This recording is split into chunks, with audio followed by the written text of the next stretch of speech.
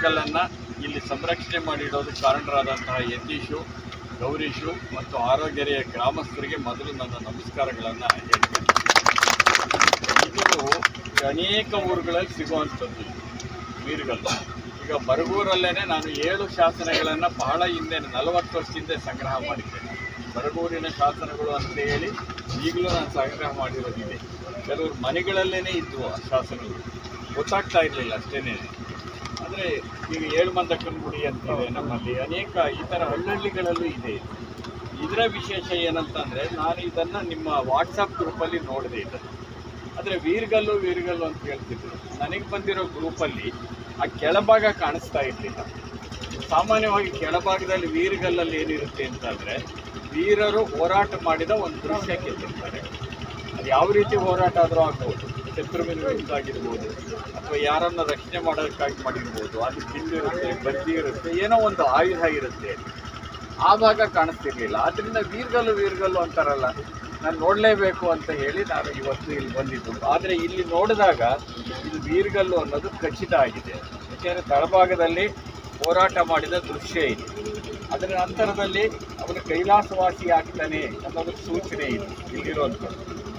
ವೀರಗಲ್ಲುಗಳು ಸಾಮಾನ್ಯವಾಗಿ ಕೊನೆ ಹಂತ ಏನಿರುತ್ತೆ ಅಂದರೆ, ಅಪ್ಸರೆಯರು ಅವರನ್ನು ಸ್ವರ್ಗಕ್ಕೆ ಕರ್ಕೊಂಡು ಹೋಗ್ತಾರೆ ಅಂತ. ವೀರ ಸ್ವರ್ಗ ಅಂತ ಏನು ಕಲ್ಪನೆ ಇದೆ ನಮ್ಮಲ್ಲಿ. ಯುದ್ಧದಲ್ಲಿ ಯಾರು ಹೋರಾಟ ಮಾಡ್ತಾರೆ, ಆ ಹೋರಾಟ ಮಾಡಿ ಮಡಿದವರಿಗೆ ವೀರ ಸ್ವರ್ಗ ಸಿಗುತ್ತೆ ಅನ್ನುವಂಥದ್ದು ಒಂದು ಕಲ್ಪನೆ ಇದೆ.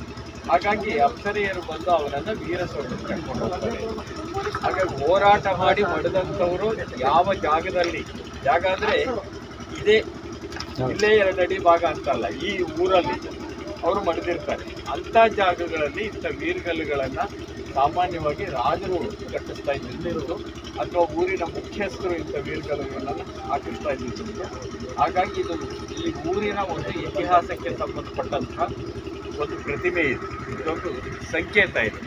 ಇವುಗಳೇ ನಮ್ಮ ಚರಿತ್ರೆಯನ್ನು ಮತ್ತೆ ಕಟ್ಕೊಡೋಕ್ಕೆ ಸಹಕಾರಿ ಆಗ್ತಾ ಇರುತ್ತೆ. ಹಾಗಾಗಿ ಇದು ವೀರಗಲ್ಲು, ಇಂಥದ್ದು ವೀರಗಲ್ಲು ಸಂರಕ್ಷಣೆ ಮಾಡಿರೋದಿದೆಯಲ್ಲ, ಅದು ಬಹಳ ದೊಡ್ಡದು.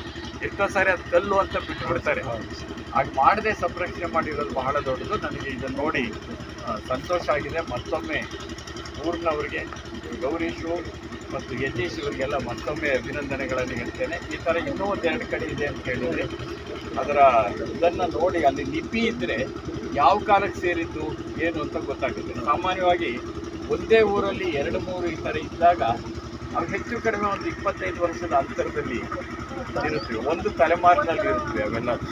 ಅದರ ಲಿಪಿಯನ್ನು ಓದಿದಾಗ ನಮಗೆ ಇದರ ವಿವರಗಳು, ಇಲ್ಲಿ ಯಾರು ಇದ್ದರು, ಯಾರು ಆಳ್ತಾ ಇದ್ದರು, ಯಾಕೆ ಹೀಗಾಯಿತು ಅನ್ನೋದೆಲ್ಲ ಗೊತ್ತಾಗುತ್ತೆ. ಹಾಗಾಗಿ ಆ ಕೆಲಸನೂ ನಾನು ಮಾಡ್ತೇನೆ ಅಂತ ಸಂದರ್ಭದಲ್ಲಿ ಹೇಳಕ್ಕೆ